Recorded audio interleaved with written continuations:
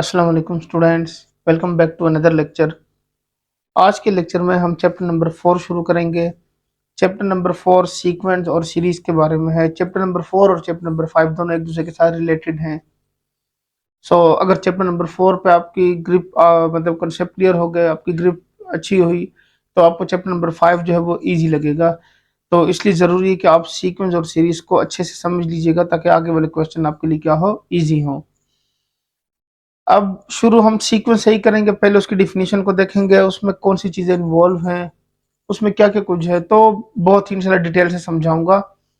तो लेक्चर को स्किप करने से पहले एक दफा इसको समझ लीजिएगा, क्योंकि आपके लिए ये चीज नई है। आपने इससे पहले किसी भी क्लास में इस चीज को पहले नहीं पढ़ा, क्योंकि आगे बहुत सारी इंपॉर्टेंट चीजें जो मैंने यहाँ पे मेंशन की हैं, तो हो सकता है वो आपको पहले ना बताई गई हो, या कॉलेज में जहाँ पढ़ा रहे हैं आपको तो वहाँ पे ना बताई गई हो। सो यहाँ से अपने कॉन्सेप्ट क्लियर कर लीजिएगा, ताकि अगर बोर्ड के पेपर में कोई डिफरेंट क्वेश्चन भी आ जाए तो आप उसको सॉल्व कर सकें। लेक्चर शुरू करने से पहले अगर आप मेरे चैनल पर नए हैं तो चैनल को सब्सक्राइब कर लें और बेल आइकन को प्रेस कर लें, ताकि मेरे आने वाली हर वीडियो आपको पहले मिल सके। तो आज का लेक्चर शुरू करते हैं। लेक्चर का जो टॉपिक है, फर्स्ट टॉपिक, वो है सीक्वेंस के हवाले से। सीक्वेंस सीक्वेंस क्या है, इसकी दो तीन डिफिनीशंस हैं। तो मैंने उसको कवर करने की कोशिश की ताकि आपको अच्छे से अच्छे तरीके से समझाया जा सके। सीक्वेंस क्या है? A sequence is a function whose domain is the set of positive integer। तो यहाँ पे फंक्शन का जिक्र हुआ है और साथ में डोमेन का जिक्र हुआ है। ये जो टॉपिक्स हैं, यानी फंक्शन और डोमेन, रेंज, इन चीज़ों का, ये है आपकी बुक के अंदर चैप्टर नंबर 8 से शुरू हो रहे हैं। तो मैं कोशिश कर रहा हूँ कि चैप्टर 4 के साथ साथ चैप्टर 8 को भी कंटिन्यू करूँ, ताकि आप वहाँ से अपने कॉन्सेप्ट क्लियर कर लें फंक्शन के हवाले से। क्योंकि अक्सर ये हो रहा है कि डिफरेंट कॉलेजेस में अलग अलग तरीके से लेके चले जा रहे हैं बच्चों को। कहीं से 4 से शुरू करवा दिए, 3 के बाद कहीं पे 8 9 से शुरू करवा दिया है। तो मैं इसलिए कोशिश करूंगा कि एक लेक्चर जो है वो 4 का अपलोड करूं, फिर उसके साथ एक लेक्चर जो है वो 8 से कंटिन्यू करूं, ताकि आपका पीछे से भी कवर हो जाए और आगे से भी कवर हो जाए। तो जैसे आपके लिए इजी हो आप उसको फॉलो कर लीजिएगा। तो वहां पे मैं इस फंक्शन डोमेन को बहुत डिटेल से समझा दूंगा। फिलहाल मैं थोड़ा सा बता देता हूँ फंक्शन डोमेन होता क्या है। यहाँ पे मेंशन किया गया है कि sequence is a function whose domain is the set of positive integer. Set of integer वो नंबर्स होते हैं जो z से रिप्रेजेंट होते हैं, और उसमें क्या लिखे होते हैं, +-1 +-2 and up to so on. ठीक हो गया। अब डोमेन और रेंज क्या होता है, मैं थोड़ा ये समझा दूं, फिर आपको बाकी चीजें जो है वो क्लियर हो जाएंगी। ये जरा देख लें और समझ लें। पहले मैं आपको डोमेन और रेंज जरा समझा देता हूँ, फिर उसके बाद हम चलते हैं। फंक्शन क्या है? फंक्शन बेसिकली तो अगर हम उसको डिटेल से पढ़ें तो फिर वो थोड़ा सा लेक्चर जो है वो और तरफ निकल जाएगा, इसलिए मैं यहाँ पर सिर्फ आपको एक वैल्यू लिख के दिखा रहा हूँ। फिर फंक्शन का आप चैप्टर 8 में आपको डिटेल से समझा दूंगा। F of X is equal to X square plus one. ये मेरे पास क्या है, एक क्वेश्चन की वैल्यू है जो कि है एक्स स्क्वायर प्लस वन की फॉर्म में। इसको फंक्शन कहा जाता है। यानी जो क्वेश्चन होता है एफ ऑफ एक्स की फॉर्म में, ये समझ लें कि एक फंक्शन है आपके पास। अब आपने इसको सिंप्लीफाई करना है, तो सिंप्लीफाई कैसे करना है, इसमें आपने x की वैल्यूज लिखनी है, तो आपके पास यहाँ से f ऑफ x फाइंड होना शुरू हो जाएगा। लेकिन अब इस x की वैल्यू कहाँ से लेंगे? अगर तो आपको वैल्यूज गिवन है, फॉर एग्जांपल x की वैल्यू लिखी हुई है कि 0 1 2 3 एंड 4, ये 4 5 नंबर लिखे हुए यहाँ पे। अब इन नंबर्स के अकॉर्डिंग हम इसको सॉल्व करेंगे, तो ये हो जाएगा f of 0 is equal to 0 square plus 1। f of 0 is equal to plus 1। Next क्या है, F of 1 is equal to 1 square plus 1। 1 square से 1 प्लस 1 2। एफ ऑफ 1 क्या हो जाएगा, 2 आ जाएगा। इस तरह एफ ऑफ 2 लिखेंगे तो 2 square plus 1 is equal to 2 जर 4 plus 1 5। F of 2 is equal to 5। इसी तरह से बाकी वैल्यूज भी निकाल लेते हैं। F of 3 is equal to 3 square plus 1। 3 3 जर 9 प्लस 1 10। एफ ऑफ 3 से क्या आ रहा है, इसका 10 आंसर आ रहा है। और इसी तरह अगर हम एफ ऑफ 4 लिख लें तो ये हो जाएगा 4 square plus 1 is equal to 4 4 जर 16 प्लस 1। एफ ऑफ 4 से आपके पास क्या हो गया, 17 आ गया। एक और वैल्यू भी चले इजाफा कर लेते हैं, यहाँ पे 5 का भी इजाफा कर लेते हैं। F of 5 is equal to 5 square plus 1, तो 5 5 जर 25 plus 1 and which is equal to 26। अब हमें वैल्यूज कितनी थी, 6 वैल्यूज गिवन थी। तो यहाँ पे मैं मेंशन कर देता हूँ, मैं एक सेट लिख रहा हूँ जो x की वैल्यू जिस सेट में से मैं यहाँ पे लिखूँ कि x की वैल्यू जो है उस सेट से बिलोंग कर रही है। ठीक हो गया। तो यहाँ पे मैं ए सेट से इसको रिप्रेजेंट कर रहा हूँ जिसमें से x की वैल्यूज हैं। तो 0 1 2 3 4 एंड 5। इसकी ना आगे इमेजेस आई हैं, यानी इसके आपके पास क्या हुआ है, आंसर फाइंड हुआ है। सो उन आंसर को भी हम क्या कर लेते हैं, यहाँ पे मेंशन कर लेते हैं। आंसर ये आया था कि जब हमने 0 लिखा, इसका 0 से 1 आया, फिर 1 से 2, फिर 2 से 5, फिर 10, फिर 17 और फिर आ गया 26। ये आपके पास क्या आ गई, इसकी वैल्यूज आ गई हैं। बेसिकली इसके अंदर वो रूल था, वो रूल क्या था, जो ए सेट से यहाँ पे अगर मैं इसको बी सेट से रिप्रेजेंट कर लूँ, ए सेट से बी सेट के ऊपर वो इस तरह से अप्लाई हुआ कि F of X is equal to X square plus 1। ये समझो वो रूल था जिसके अकॉर्डिंग इसकी ये वैल्यूज आई हैं। सो 0 से इसका आंसर क्या आपके पास 1 आया है, 1 से इसका आंसर 2 आया है, 2 से क्या आया है 5, फिर 10, फिर 17 और फिर आ गया आपके पास 26। तो सीक्वेंस का इसके साथ क्या ताल्लुक है, यानी जो ऊपर सीक्वेंस का कहा गया तो वो इसमें फंक्शन का क्या ताल्लुक है। देखें सीक्वेंस में जो वैल्यूज होंगे, जिस तरह से ये 1 आया, फिर 2 आया, फिर 5 10 17, तो सीक्वेंस में यही कह रहे हैं कि आपके पास ये जो वैल्यूज है ना, यानी जिस तरह से 1 2 5 10 17 26 या आगे जो भी सेट आते रहेंगे, यानी जो भी वैल्यूज आती रहेंगी, ये सारी की सारी वैल्यू जब इस फॉर्म में लिख लेते हैं तो वो क्या बन जाती है, सीक्वेंस बन जाती है। पहली बात, ये सीक्वेंस के हवाले से फंक्शन के साथ जो ताल्लुक था वो मैंने बता दी है। दूसरी चीज क्या है, ए सेट की बात हो रही है, तो ए सेट जो वैल्यूज आपको गिवन थी, यानी जो गिवन नंबर्स हैं, उन गिवन नंबर्स को क्या कहा जाता है, उसको कहा जाता है डोमेन। और जो आंसर आपके पास फाइंड हुए हैं, यानी ये वाला सेट जो, इसको क्या कहा जाता है, इसको डोमेन कहा जाता है। और ये जो सेट है इसको क्या कहा जाता है, रेंज या कोड डोमेन भी कहा जाता है। ठीक हो गया। तो इसमें जो वो डिफिनीशन में दो तीन बातें लिखी हुई थी वो सारी मैंने क्लियर कर दी। नंबर 1 फंक्शन क्यों है, फंक्शन के हवाले से यहाँ पे जो मेंशन किया था, यानी वो रूल था जिसके अकॉर्डिंग आपके पास वैल्यूज आई।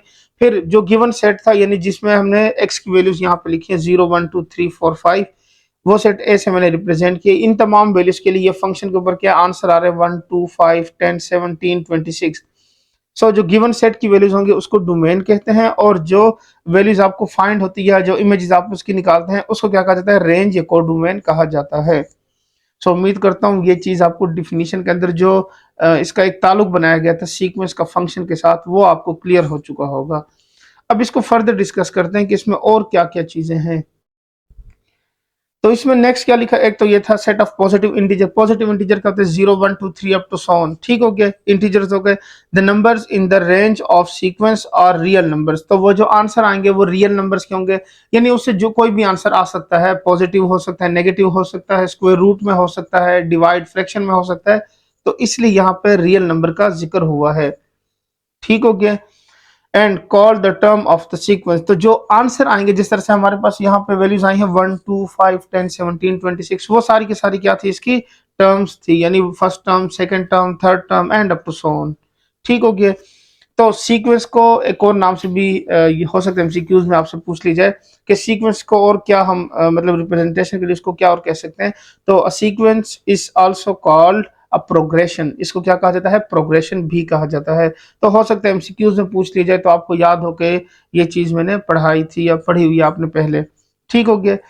नेक्स्ट टॉपिक की तरफ चलते हैं। नेक्स्ट टॉपिक है construction of a sequence from a formula inductive definition, यानी डिफिनीशन की मदद से आप उसका फार्मूला कैसे डिजाइन करेंगे। अगर कोई भी वैल्यू आपको गिवन है, यानी फॉर एग्जांपल आपको एक नंबर गिवन है या कोई भी सीक्वेंस गिवन है, तो आपसे ये कहा जाता है कि आप उसको दोबारा क्या करें, यानी फार्मूले से नंबर्स में कैसे आना है या नंबर से फार्मूले में कैसे आना है। जिस तरह ऊपर फंक्शन की बात हुई है ना, तो मैंने उसको पहले समझा भी दिया, लेकिन यहाँ पे एक और एग्जांपल से भी आपको समझा रहा हूँ ताकि आपको थोड़ा और ये ज्यादा क्लियर हो जाए।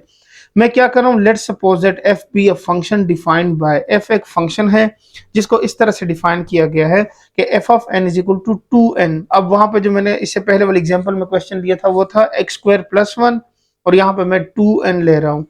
n की वैल्यूज जो है वो क्या होंगी, 1 2 3 and up to so on.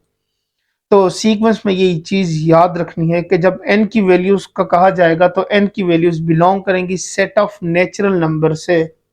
ठीक हो गया। ये याद रखनी ये बात, क्योंकि क्वेश्चन के अंदर ना आपको सेट नहीं गिवन होता है, तो अक्सर बच्चों को यही कंफ्यूजन होती है कि सर हमने वैल्यूज कहाँ से लेनी है या कौन से सेट की वैल्यूज लिखनी है। ठीक हो गया।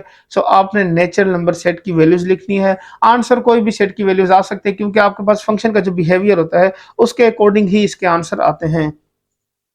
अब मैं अगर यहाँ पे 1 लिखता हूँ तो ये होगा F of 1 is equal to +2। So ये हो गई फर्स्ट टर्म।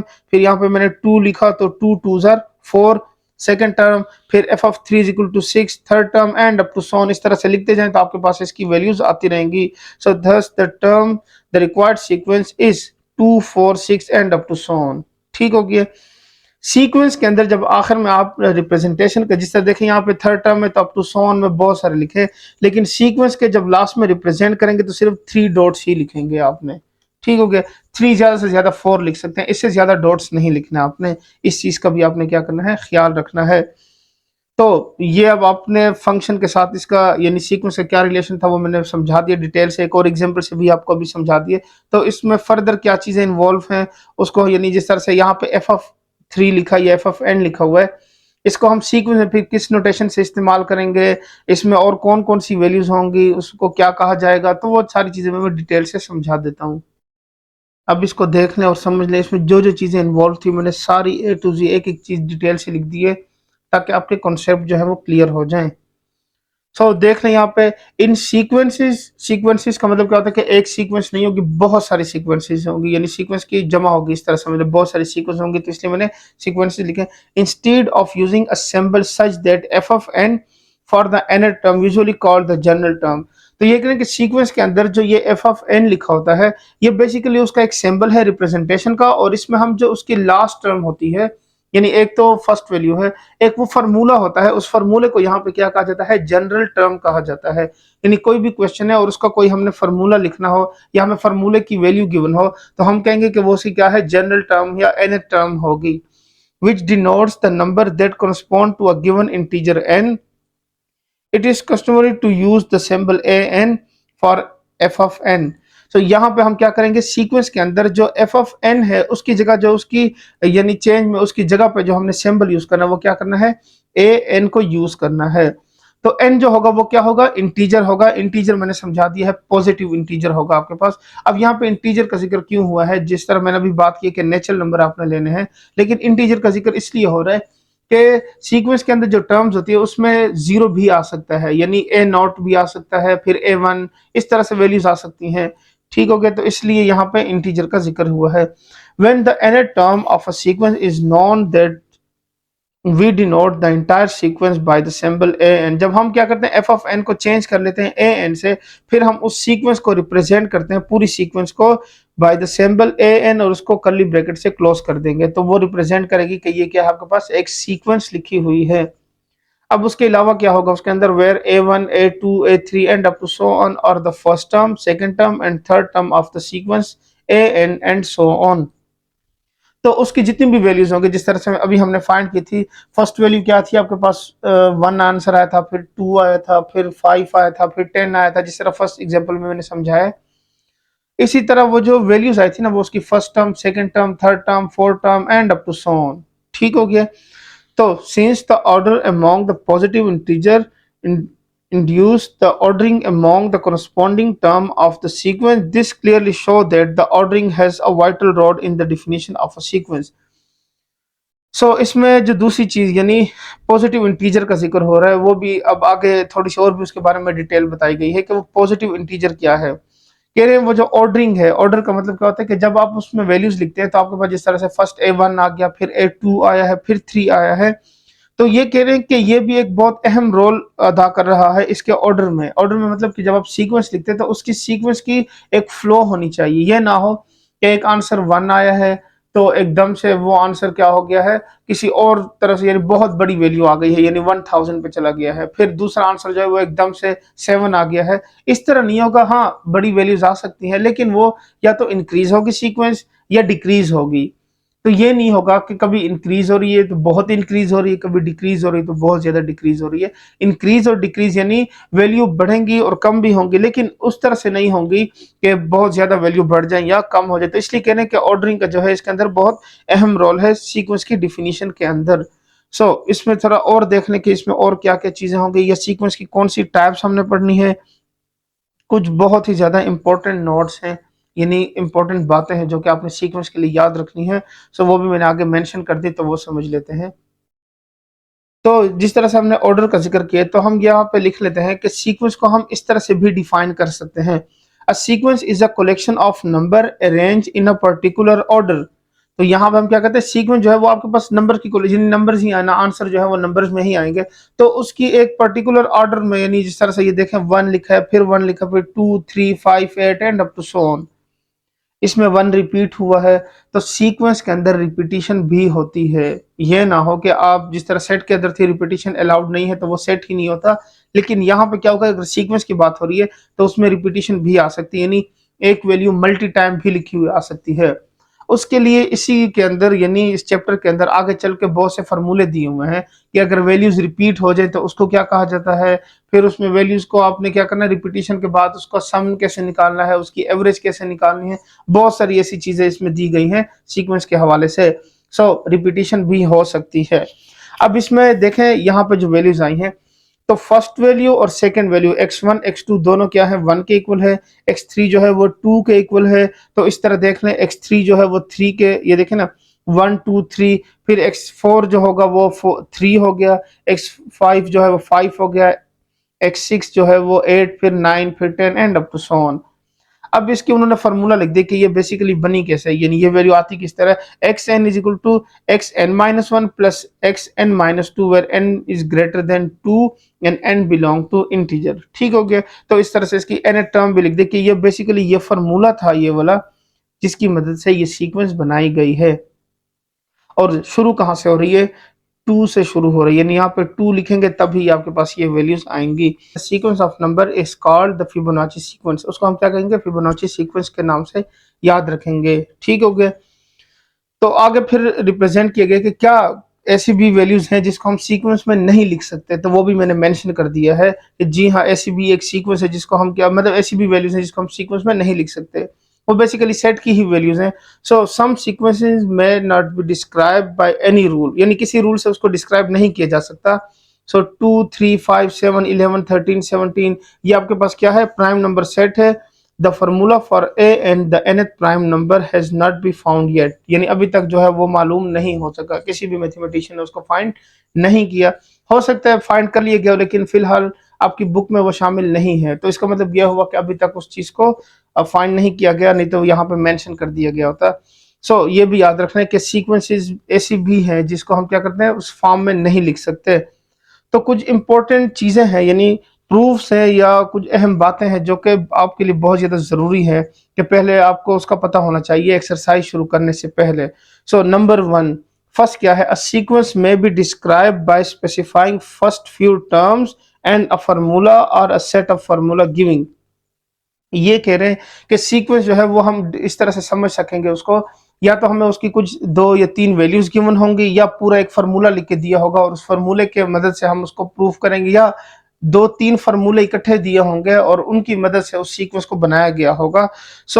ये भी कह रहे हैं कि फार्मूला होगा या सेट ऑफ फार्मूलाज होंगे giving a relation between successive term. तो ये कह रहे हैं कि अगर बहुत सारे फार्मूले दिए हुए हैं तो उसको हम क्या करें, जितनी भी उसकी टर्म्स बन रही है उसके हिसाब से हम उसको क्या करेंगे, लिखेंगे। एंड सच अ फार्मूला इसका, अगर इस तरह के फार्मूले दिए हो तो उसको क्या कहते हैं, रिकर्सिव फार्मूला कहा जाता है या रिकरेंस रिलेशन कहा जाता है। ठीक हो गया। तो ये याद रखना कि एक से ज्यादा अगर फार्मूले को डिजाइन करके वो वैल्यू बना के दिए तो उसको हम क्या कहते हैं। Number two, a sequence is said to be finite if there is a first and last term, otherwise it is said to be infinite. अब आपको एक्सरसाइज का फर्स्ट क्वेश्चन यही है, उसमें यही पूछा गया है कि बताएं कि ये जो वैल्यूज हैं ये फाइनाइट सीरीज की हैं या इनफाइनाइट सीरीज की हैं। तो यहाँ पे उन्होंने क्लियर कर दिया है, a sequence is said to be finite. वो फाइनाइट तब होगी कि अगर उसके फर्स्ट एलिमेंट और लास्ट एलिमेंट मालूम हो तो हम कहेंगे कि वो फाइनाइट है, यानी फर्स्ट दिया हुआ है लास्ट नहीं है तब भी वो फाइनाइट नहीं है, या लास्ट दिया हुआ है फर्स्ट नहीं दिया हुआ तब भी वो फाइनाइट नहीं है। अदरवाइज यहाँ पे लिखा होगा it is said to be infinite, तो हम क्या कहेंगे, इनफाइनाइट सीक्वेंस कहेंगे। यानी फर्स्ट एलिमेंट भी पता हो और लास्ट एलिमेंट भी पता हो तो हम कहेंगे ये फाइनाइट सीक्वेंस है। अगर दोनों में से कोई एक भी मिसिंग हुई वैल्यू तो हम कहेंगे वो क्या है, इनफाइनाइट सीक्वेंस है। Number 3, the factor -1 power n cause the term of the sequence to alternate sign. ये कह रहे हैं कि -1 पावर n जो है, इसकी मदद से हम क्या करें, जब हम किसी क्वेश्चन को सॉल्व करेंगे तो उसकी वजह से वो जो सीक्वेंस के साइन होंगे, यानी कोई एक कभी-कभी ये होता है कि क्वेश्चन के अंदर पॉजिटिव वैल्यू आ रही होती है, दूसरी वैल्यू डायरेक्ट नेगेटिव आ जाती है, फिर थर्ड वैल्यू फिर पॉजिटिव फिर नेगेटिव। तो कह रहे हैं कि वहां पे हम क्या करते हैं, इस तरह का यानी ये वाला फार्मूला यानी ये फैक्टर जो है वो क्या करेंगे, हम इसको यूज करेंगे तो वहां से वो पॉजिटिव और नेगेटिव वाली जो कंफ्यूजन होगी वहां से आपकी खत्म हो जाएगी। क्योंकि अक्सर सीक्वेंस में ये दिया होता है कि जब आप सॉल्व करते हैं तो एक वैल्यू पॉजिटिव होती है, दूसरी वैल्यू नेगेटिव होती है, फिर तीसरी वैल्यू डायरेक्ट, फिर पॉजिटिव, फिर चौथी value negative. So positive negative को यानी जब हम रिप्रेजेंट करेंगे या वहां पर उसको सॉल्व करेंगे तो वो इसकी मदद से क्या होगा, सॉल्व होगा। नंबर 4, सीक्वेंस एंड सीरीज का डिफरेंस क्या है, यानी आपसे अगर कोई पूछता है कि मुझे ये बताएं कि सीक्वेंस और सीरीज में डिफरेंट क्या है, अब आपका जवाब क्या होगा, आप कहेंगे कि पता नहीं, जाहिर सी बात है अगर पढ़ाया नहीं गया तो आपने ये कहना कि मुझे नहीं पता, या आपने खुद से प्रिडिक्ट करना कि इस तरह के आंसर हो सकते हैं। तो आपने इस तरह की कोई बात नहीं करनी, बल्कि आपने समझ के और प्रॉपर जवाब देना है कि सीक्वेंस और सीरीज में ये फर्क है। A sequence is an order list where the series the sum of the term of a sequence, यानी जो वैल्यूज हम फाइंड करते हैं उसको अगर कोमा के साथ हम मेंशन कर दें तो वो सीक्वेंस बन जाती है, और उन्हीं वैल्यूज को अगर हम प्लस करके लिख लें तो वो क्या बन जाती है, सीरीज बन जाती है। मैंने एक एग्जांपल दिए समझाने के लिए। यहाँ पे ये वैल्यूज है 1, 3, 5, 7, 9, 11 एंड अप टू सोन, अगर बहुत सारी वैल्यूज हैं तो अगर मैं इस फॉर्म में लिखता हूँ तो मैं कहूंगा कि ये सीक्वेंस है, और इन्हीं वैल्यूज को अगर मैं प्लस करके लिखता हूँ 1 + 3 + 5 + 7 + 9 + 11, इस तरह से अगर इसको रिप्रेजेंट करता हूँ तो मैं क्या कहूंगा कि ये क्या है, आपके पास सीरीज है। ठीक हो गया। सो यही इसका बस मेन डिफरेंस है कि सीक्वेंस के अंदर आपने क्या करना है, उसको ऑर्डर लिस्ट की फॉर्म में यानी इस तरह से लिखना है, और सीरीज के अंदर आपने उसको क्या करना है, प्लस फॉर यानी सम की फॉर्म में उसको मेंशन करना है। नेक्स्ट टॉपिक है समेशन। सो समेशन में भी आपने इससे पहले क्लासेस में पढ़ा हो कहीं पे, सम ऑफ ऑल वैल्यूज जो होती है यानी उसको रिप्रेजेंट करने के लिए हम इस सिंबल को यूज करते हैं। तो समेशन नोटेशन यहाँ पे इसका क्या काम है, सीक्वेंस में ये बहुत ज्यादा इंपॉर्टेंट चीज है समेशन नोटेशन। क्यों? क्योंकि अक्सर बहुत सारी वैल्यूज में हमें बहुत बड़ी बड़ी सीरीज गिवन होती है तो हम उसको क्या करते हैं, तो इस नोटेशन से क्या होगा, वो जो बड़ी वैल्यूज होंगी वो बहुत ज्यादा सिंपल हो जाएंगी। अब इसमें और कौन कौन सी चीजें इन्वॉल्व हैं, यानी इसमें क्या क्या कुछ, ये तो सिर्फ उसके नोटेशन है ना, इसमें और क्या क्या चीजें हैं वो भी जरा देख के समझ लें। सो ये है आपके पास के summation k = 1 up to n, a k = a1 + a2 + a3 and up to so on an। ठीक हो गया। ये आपके पास बहुत सारी वैल्यूज हैं, और इसको एक देखें, एक छोटी सी वैल्यू के जरिए से क्या कर दिया गया, क्लोज कर दिया गया है इस समेशन के नोटेशन के साथ, यानी सिग्मा के साथ। So the letter k is called the index of summation, ये इंडेक्स नंबर होगा, यानी इसकी मदद से उसकी टर्म्स लिखी जाएंगी। And the number 1 and n represent the subscript of the first and last term in the sequence. और ये 1 और n जो है, यानी इसकी फर्स्ट वैल्यू और ये लास्ट वाली वैल्यू, ये रिप्रेजेंट करेगी कि सीक्वेंस कहाँ से शुरू हो रही है और कहाँ तक क्या हुई है, चलती गई है, यानी उसका लास्ट टर्म कौन सी है। और they are called the lower limit and the upper limit of the summation respectively. तो इनको क्या कहा जाता है, इसको अपर लिमिट और लोअर लिमिट भी कहा जाता है, यानी जहां से वैल्यू शुरू हो रही है वो क्या होगी, लोअर लिमिट होगी, और वो जो ऊपर वैल्यू लिखी हुई है वो क्या होगी, उसकी अपर लिमिट होगी उस समेशन की। ठीक हो गया। रिस्पेक्टिव का मतलब इसी तरह से वो लिखा जाएगा। अब नोट एक आखिरी बात है, फिर उसके बाद बहुत ही ज्यादा इंपॉर्टेंट एग्जांपल्स हैं, क्योंकि आपके बुक में मेंशन किया है, उसमें बेसिकली जो इसकी टाइप्स है ना, जो सीक्वेंस की, वो लिखी हुई है, लेकिन उसको उन्होंने एग्जांपल से रिप्रेजेंट किए गए ताकि समझने में क्या हो, आसानी हो। तो उसको हम सॉल्व भी करेंगे और लिखेंगे भी कि वो किस तरह से मेंशन है। There is no unique representation of a general term of a sequence. कह रहे हैं कि कोई यूनिक रिप्रेजेंट, यानी ये नहीं कह सकता कोई कि मैं इस तरह से रिप्रेजेंट करूंगा, दूसरा कहता है मैं इस तरह, नहीं, कोई यूनिक नहीं है, बस उसकी रिप्रेजेंटेशन जो है वो किसी तरह से भी की जा सकते हैं। It is not always possible to determine the general term of a sequence. तो ये कह रहे हैं जरूरी नहीं है कि आप हर क्वेश्चन का जनरल टर्म भी लिख सकें। जिस तरह से इससे पहले हमने लिखा है कि ऐसी सीरीज हैं जिसको आप सीरीज की फॉर्म में लिख ही नहीं सकते, यानी उसको डिटरमाइन नहीं कर सकते एनर टर्म कौन सी होगी। तो इसलिए कह रहे हैं कि जरूरी पॉसिबल नहीं है कि आप जनरल टर्म में किसी सीक्वेंस को रिप्रेजेंट कर सके। ठीक हो गया। सो ये भी एक क्वेश्चन हो सकता है अगर आपसे पूछा जाए कि क्या सीक्वेंस को, यानी जो उसकी एनर टर्म है उसमें क्या एक्सप्रेस लाजमी किया जा सकता है, तो हम क्या कहेंगे कि हो भी सकता है कि किया जा सके और हो नहीं भी सकता। तो अगर एक एग्जांपल पूछ ली जाए कि अगर उसको एक्सप्रेस नहीं किया जा सकता जनरल टर्म में, तो कोई एक एग्जांपल दे दें, तो आपके पास प्राइम नंबर सेट है, आप उसकी एग्जांपल दे दें कि इसको हम क्या कर सकते हैं, जनरल फॉर्म में नहीं लिख सकते, तो ये आपको क्या हो जाएगा, आंसर हो जाएगा आपकी बात का जो आप उसमें यानी जब आप कोई बात करते हैं ना, तो आपको उसका प्रूफ भी चाहिए होता है, यानी आप उसको जब बात करेंगे ना, उसके साथ कोई ऐसी चीज मेंशन करेंगे जो आपकी बात को एक सही उस मीनिंग में लेकर आएगी, यानी मीनिंगफुल बनाएगी, तो उसके लिए क्या होता है, आप उस चीज का प्रूफ देते हैं। सो मैं अगर किसी चीज की बारे में बता रहा हूँ, किसी चीज की बात कर रहा हूँ, तो मैं क्या करूंगा, आपको प्रूफ भी दूंगा और बताऊंगा कि इस वजह से ये हो रहा है, तो फिर आपको क्या होगा, आपको उसमें डाउट नहीं होगा कि हो सकता है सर ने खुद से बताया हो ये इस तरह से। सो अगर प्रूफ आपको मिल जाए तो आप कहेंगे नहीं ये बात एक्यूरेट है, बिल्कुल ठीक हो गया। सो उम्मीद करता हूँ आपको ये समझ आ गया होगा। सो अब चलते हैं उसकी वो इंपॉर्टेंट टाइप्स की तरफ जो कि एग्जाम्पल की मदद से मेंशन की गई हैं। एग्जाम्पल का हवाला भी दे देता हूँ कि बुक में किस पेज पे लिखी हुई है, अगर आप चाहें तो बुक से भी इसको कंफर्म कर लीजिएगा और एक नज़र वहां से भी देख लीजिएगा। सो मैं यहाँ पे समझा भी देता हूँ। सो ये देख लें और समझ लें, सम स्पेशल सीक्वेंसेस, कुछ स्पेशल सीक्वेंस यानी कुछ टाइप्स हैं जो कि याद रखना बहुत ज़रूरी है। आगे चल के आपको ये चीज़ें नहीं बताई जाएंगी, बस सारी सीक्वेंसेस और सीरीज और पता नहीं क्या क्या दिया हुआ है, तो ये चीज़ तो हमें पढ़ाई नहीं जाएगी, तो फिर आगे अगर नहीं पढ़नी तो यहाँ भी ना पढ़ी, तो फिर आगे चल के बहुत ज़्यादा मुश्किलात होंगी कि ये नोटेशन कहाँ से आ गई है। अगर उसका नाम कहीं पे किसी सीरीज़ का ले लिया जाएगा तो हमें ये नहीं पता होगा कि ये कौन सी सीरीज़ है, हमने तो इसके बारे में पढ़ा ही नहीं है। ठीक हो गया। So some well known series are given in the following example. ठीक है, जिस तरह मैंने कहा था कि एग्जांपल में उसका मतलब सीरीज का बताया गया और आखिर में फिर उसके नाम भी बताए गए हैं कि इस सीरीज को इस नाम से पुकारा जाता है। सो पेज नंबर 121 और 122 पे वो मेंशन किए गए हैं, आप वहां से भी देख सकते हैं।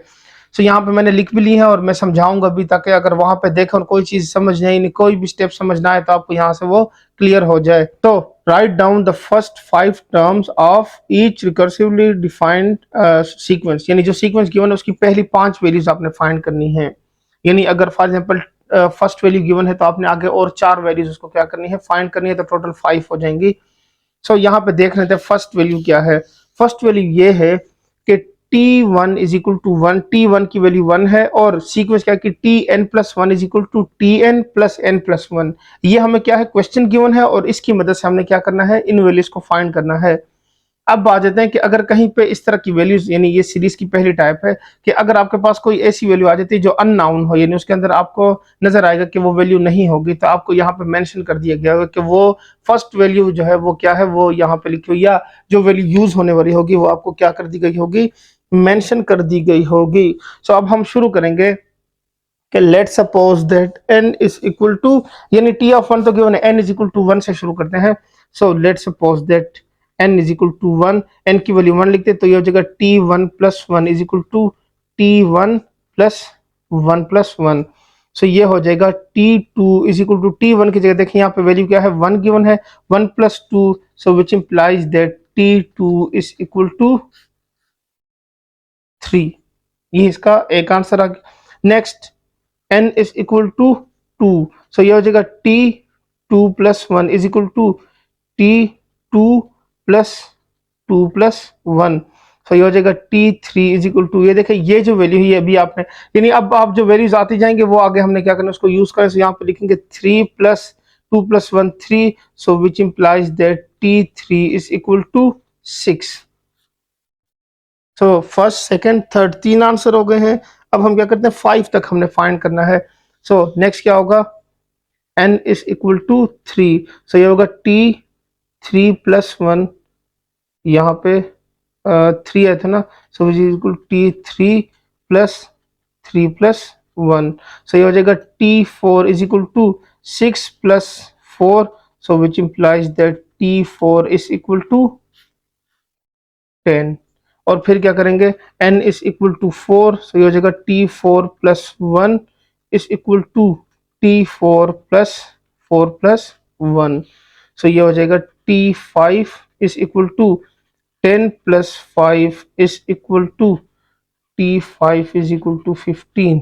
तो यहीं तक ही हमने फाइंड करना था, यानी 5 वैल्यूज आपके पास, यानी फर्स्ट गिवन थी, तो ये देखें second third fourth and fifth term, यानी पहली 5 टर्म जो थी वो हमने फाइंड आउट करनी थी। ठीक हो गया। अब इसको अगर सीरीज की फॉर्म में लिखना हो इसी वैल्यू को, तो उसको हम सीरीज की फॉर्म में कैसे लिखेंगे, तो वो इस तरह लिखेंगे कि यहाँ पे पहले मेंशन कर देंगे कि फर्स्ट वैल्यू क्या है, 1 है, फिर कोमा डाल देंगे, फिर सेकंड वैल्यू क्या है, 3 है, फिर कोमा, फिर 6, फिर 10, फिर 15, और फिर सीक्वेंस को कंटिन्यू कर लेके 3, ये हो गया। सो ये इसका क्या हो गया, इसका आंसर आ जाएगा। अब इसका नाम क्या है वो मैं इसके आखिर में बताऊंगा, आखिर में मैं चल के तीनों के नाम बताऊंगा। सो बी पार्ट में लिखा हुआ है F not is equal to 1, F R plus 1 is equal to R plus 1 and F R. अब ये देखें इसमें डिफरेंट तरीके से रिप्रेजेंटेशन हो सकती है, जिस तरह से पहले दिया था इससे जो फर्स्ट टाइप है। सो अब हम क्या करते हैं, इसके सेकंड यानी एग्जांपल नंबर 3 की जो सेकंड टाइप है उसको सिंप्लीफाई करते हैं। उसमें देखें आपके पास जो वैल्यू है वो गिवन है एफ नॉट के साथ, यानी पिछले वाले जो क्वेश्चन यानी ए पार्ट जो था उसमें लिखा हुआ था टी के हिसाब से उसमें क्वेश्चन को बनाया गया था, यहाँ पे एफ के हिसाब से बनाया गया। सो इससे कोई फर्क नहीं पड़ता, क्वेश्चन को डिफरेंट तरीकों से रिप्रेजेंट किया जा सकता है। So F not is equal to 1, F R plus 1 is equal to R plus 1 F R, और ये हो जाएगा R is equal to 0 1 2 3 and up to so on, इस तरह से लिखा हुआ है। अब इसकी हमने पहली 5 टर्म्स फाइंड करनी है, first 5 terms. So F not given है। अब हम शुरू करते हैं सोल्यूशन। गिवन ये है ना, तो हम पहले क्या करेंगे, n इज इक्वल टू 0, 0 से शुरू करेंगे। सो ये हो जाएगा F 0 plus 1 is equal to 0 plus 1 and F 0। So ये हो जाएगा F of 1 is equal to 0 plus 1 से क्या होगा, 1 आ जाएगा, एंड मल्टीप्लाई बाय यहाँ से क्या है 1 गिवन है, so which implies that F 1 is equal to 1। ये इसकी हो गई फर्स्ट टर्म, ठीक हो गया। बल्कि ये इसकी सेकंड टर्म हो गई, क्योंकि फर्स्ट टर्म तो फाइंड हो चुकी है ना, ये वाली जो गिवन है। सो फर्स्ट, ये सेकंड, अब थर्ड टर्म फाइंड करते हैं। So n is equal to 1, F of 1 plus 1 is equal to 1 plus 1, और ये हो जाएगा f1। So F of 2 is equal to 2 multiply by 1, and which implies that f2 is equal to plus 2। देखें ये वाली value यहाँ पे use की है। Again n is equal to plus 2, so F of 2 plus 1 is equal to 2 plus 1 F of 2। तो यहां से हो जाएगा, इसकी वैल्यू लिखेंगे तो ये हो जाएगा F of 3 is equal to 3 multiply by 2, so which implies that F of 3 is equal to 6। और लास्ट में है n is equal to 3, so F of 3 plus 1 is equal to 3 plus 1 and F of 3। So f of 4 is equal to 3 plus 1 4 multiplied by 6, so which implies that f of 4 is equal to 24। so इसकी भी हमारे पास क्या है, 5 values find हो गई हैं। First value given थी 1, फिर उसके बाद सेकंड वैल्यू से भी 1 आया है, थर्ड से 2, फिर 6, फिर 24। सो ये इसका क्या हो गया, आपके पास आंसर आ गया है, ठीक हो गया। ये इसके सोल्यूशन, इसका नाम मैंने बताया कि आपको आखिर में चल के ही सारे बताऊंगा। सो इसलिए फिलहाल इसको समझ लें कि सेकंड टर्म जो है उसमें कैसे वैल्यू दी जा सकती है। थर्ड, इसके थर्ड पार्ट की तरफ चलते हैं, सी, जिसमें लिखा हुआ है कि P not is equal to 1, P R plus 1 4 minus R divided by R plus 1 P R, where R is equal to 0 1 2 3। अच्छा, ये जो थर्ड टाइप है इसकी, ये इतनी इंपॉर्टेंट है कि आपके आगे चल के एक पूरा चैप्टर जो है वो इस तरह के क्वेश्चन से बनाया गया है, यानी पूरा चैप्टर जो है आपने इस तरह से सॉल्व करना है। तो उसमें आपके 2 चैप्टर आएंगे, हो सकता है एक ही चैप्टर हो या 2 चैप्टर भी हो सकते हैं, जिसकी वैल्यूज गिवन है। चैप्टर नंबर 7 हो सकता है और चैप्टर नंबर 6 भी हो सकता है, ठीक हो गया, क्योंकि वो इससे मिलती जुलती क्या होंगी, वैल्यूज होंगी। सो ये आप थोड़ा डिटेल से समझ ले इसको, फिर इसके मैं नाम भी बता देता हूँ। अच्छा जी, अगेन वैल्यू फाइंड करेंगे तो यहाँ पे p यानी r की वैल्यू 0 1 2 3 से शुरू करें। फर्स्ट वैल्यू गिवन है, सो p यानी 0 लिखेंगे तो p1 is equal to 4/1 p not, 4/1 is equal to 1, p1 is equal to 4, ये फर्स्ट वैल्यू आ गई। फिर second p2 is equal to, यहाँ से 2 1 जार 2, 2 2 जार 4, 3 2 जार 6, ये इसकी सेकंड वैल्यू आ गई। थर्ड वैल्यू में क्या है, 3 1 जार 3, 3 2 जार 6 एंड 2 2 जार 4। फिर यहाँ से 4 1 जार 4, 4 1 जार 4 कैंसिल, यहाँ से भी क्या हो गया, 1 आ गया, ठीक हो गया। सो इस तरह से ये सीक्वेंस आपके पास क्या है, ये थर्ड सीक्वेंस इस तरह से बन जाएगी। अब इसकी जो ओरिजिनल फॉर्म है, यानी ये तो वैसे हमें एक फार्मूला सा दिया गया है, इसकी जो ओरिजिनल फॉर्म है उसका नाम और उसको कैसे रिप्रेजेंट किया जाएगा, यानी हमने उसको फार्मूले के हिसाब से कैसे सॉल्व करना होगा वो मैं आगे चल के आपको समझाता हूँ। फिलहाल इन तीनों यानी ए, बी और सी के मैं नाम बता देता हूँ कि उसके नाम क्या है। So the sequences given in example 3A, 3B and 3C are special type of sequences called the triangle number sequence. जो फर्स्ट वाली थी जिसके अंदर क्या था, T1 और टी की फॉर्म में गिवन थी, उसको क्या कहते हैं, ट्रायंगल नंबर सीक्वेंस। नंबर 2 जिसमें एफ आया था यानी बी वाली, उसको क्या कहते हैं, द फैक्टोरियल सीक्वेंस, उसको फैक्टोरियल सीक्वेंस कहते हैं। ठीक हो गया। अब ये फैक्टोरियल जो है वो आगे चल के डिटेल से पढ़ने वाला है, लेकिन फिलहाल बस सीक्वेंस का नाम याद रखना, फैक्टोरियल आगे चल के डिटेल से पढ़ाऊंगा इंशाल्लाह। और थर्ड वाले को क्या कहते हैं, पास्कल सीक्वेंस। ठीक हो गया। तो फर्स्ट वाले को क्या कहते हैं, ट्रायंगल नंबर सीक्वेंस, सेकंड वाले को फैक्टोरियल सीक्वेंस, और थर्ड वाले को क्या कहते हैं, पास्कल सीक्वेंस। पास्कल सीक्वेंस बहुत इंपॉर्टेंट है, मैंने पहले बता दिया था। सो उसको आगे फर्दर भी डिफाइन किया गया है, उसकी कुछ चीजें बताई गई हैं, सो वो आप समझ लें। So these sequences play an important role in the expansion of binomial expression like x plus y whole power n। ये binomial जिसकी मैं बात कर रहा हूँ ना, चैप्टर नंबर शायद 7 में आपको दिया गया है, पूरा चैप्टर binomial के अकॉर्डिंग गिवन है।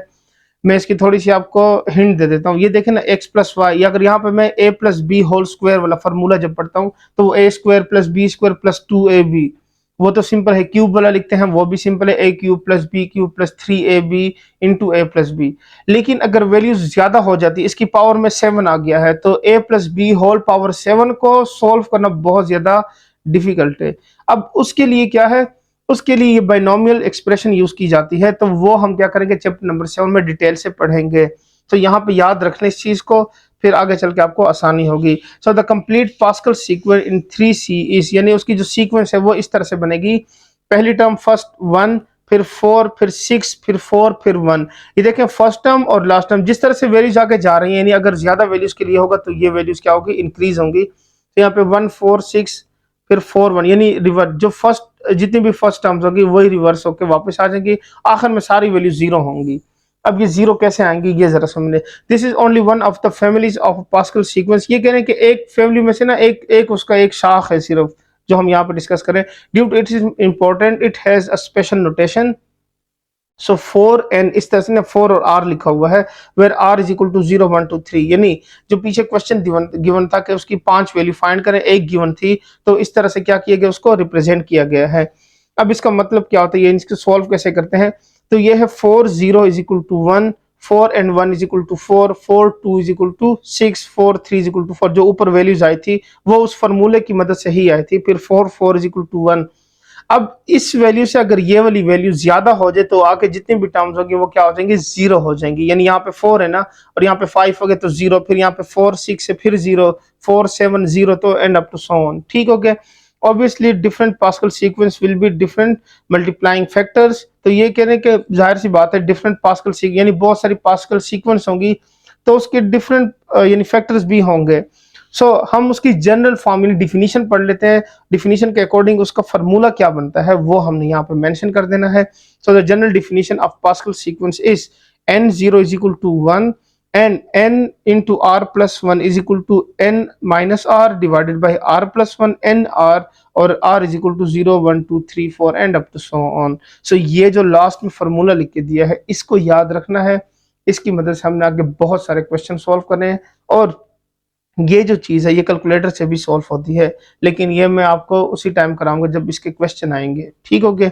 फिलहाल हम क्या कर रहे हैं, इस फॉर्मूले को इस्तेमाल करेंगे जब कैलकुलेटर की जरूरत पड़ेगी उसमें डायरेक्ट, क्योंकि एमसीक्यूज टाइप क्वेश्चन अगर आ जाता है या बहुत ज्यादा लेंथी वैल्यूज हो तो उसको फाइंड करने में हमें मुश्किल पेश आ सकती है।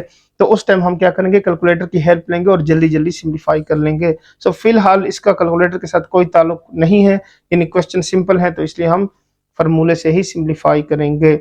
सो उम्मीद करता हूँ सीक्वेंस के हवाले से जो भी चीज़ें थी इसमें मेंशन थी वो सारी मैंने समझा दी हैं और आपको समझ भी आ गई होंगी। ठीक हो गया। अगर नहीं समझ आई तो वीडियो को दोबारा रिवर्स कर ले और उसको दोबारा एक नज़र देख ले, क्योंकि ये बहुत ज़्यादा इंपॉर्टेंट टॉपिक है। क्लियर हो गया। सो अब एक्सरसाइज की तरफ चलते हैं और क्वेश्चन सिंप्लीफाई करते हैं। चलें तो अब हम शुरू करते हैं एक्सरसाइज 4.1 को। सो बिस्मिल्लाह करते हैं और इसकी वैल्यूज को सिंप्लीफाई करते हैं। फर्स्ट क्वेश्चन इसका गिवन है, classify the following into finite and infinite sequence. सिर्फ ये पूछा गया कि ये बताएं कि जो सीक्वेंस गिवन है क्या वो फाइनाइट सीक्वेंस है या इनफाइनाइट सीक्वेंस है, बस इतना ही हमने करना है। तो पहली सीक्वेंस फर्स्ट पार्ट है 2 4 6 8 अप टू 50। तो फाइनाइट का मैंने क्या बताया था कि अगर फर्स्ट वैल्यू और लास्ट वैल्यू यानी हमें उसका पता हो या गिवन हो, तब हम कहते हैं यानी सोल्यूशन। इसका आंसर क्या होगा कि ये क्या होगी आपके पास फाइनाइट सीक्वेंस। तो ये इसका क्या हो गया आंसर हो गया, बस सिंपल, बस हमने यही लिखना है कि फाइनाइट है या इनफाइनाइट है। नंबर 2, इसमें देखें first element 1 0 1 0 and up to so on. तो फर्स्ट एलिमेंट तो है लेकिन इसका लास्ट एलिमेंट नहीं है, यानी इसकी आखिरी वैल्यू कौन सी होगी। सो इसकी वजह से यानी इसकी लास्ट वैल्यू को ना होने की वजह से ये क्या हो गया आपके पास infinite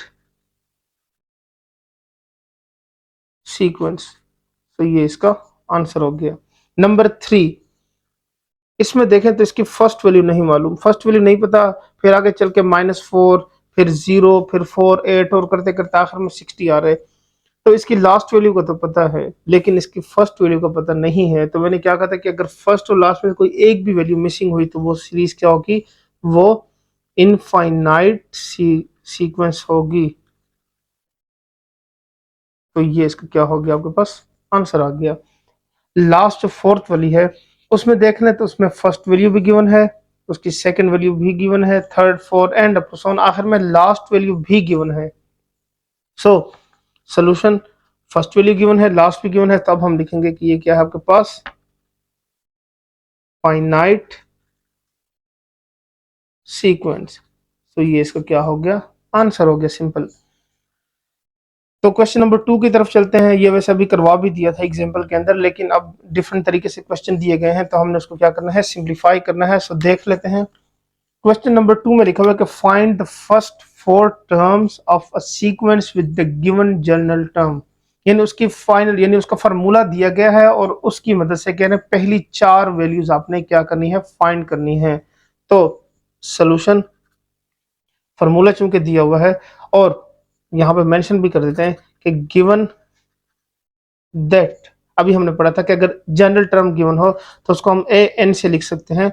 so let suppose that A N is equal to N into N plus 1 divided by 2 where N belong to natural number. ठीक हो गया, मैंने बताया था अगर एन नहीं गिवन तो हम नेचुरल नंबर को इस्तेमाल करेंगे। इसका मतलब यह हो कि 1 2 3 4 एंड अप टू सोन, इस सेट में से ये वैल्यू यूज करेंगे। सो सिंपल है, पहली वैल्यू शुरू करते हैं 1 से। सो n is equal to 1, a1 is equal to 1 into 1 plus 1 divided by 2, so which implies that a1 is equal to 2 plus 1 से क्या होगा, ये 1 plus 1 2 and 2 1 are 2 over 2, so ये हो जाएगा 2 over 2 दोनों cancel, so which implies that a1 is equal to plus 1। ये इसकी एक वैल्यू फाइंड हो गई है। नेक्स्ट वैल्यू क्या करते हैं, again n is equal to plus 2, so a2 is equal to, देखें n की जगह यहाँ पे जो वैल्यू चेंज हो रही है वही राइट साइड पे भी चेंज हो रही है। सो ये हो जाएगा 2 into 2 plus 1 divided by 2, so ये 2 और ये 2 कैंसिल हो गया, so which implies that a2 is equal 2 plus 1 से क्या हो गया 3 आ गया।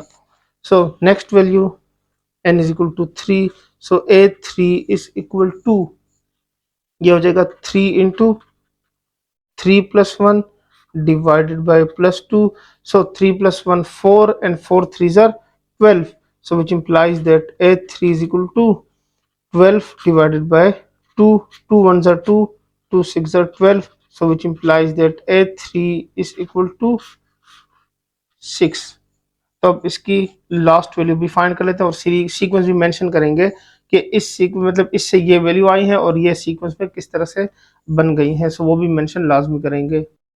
सो n is equal to 4, a4 is equal to 4 into 4 plus 1 divided by 2, which implies that a4, so 4 plus 1 5 and 5 4s are 20, so ये हो जाएगा 20 divided by 2 and 2 10s are 20, so which implies that a4 is equal to 10।